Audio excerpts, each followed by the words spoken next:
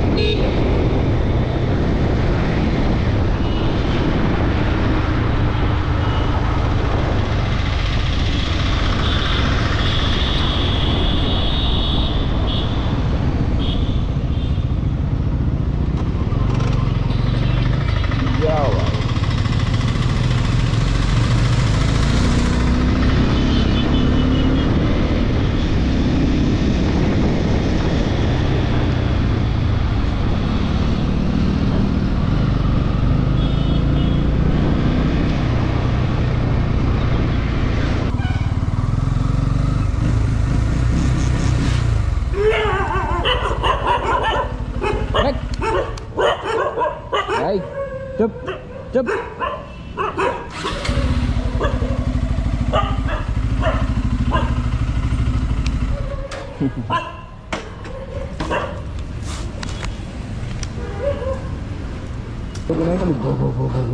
Start. चलो bye, seat.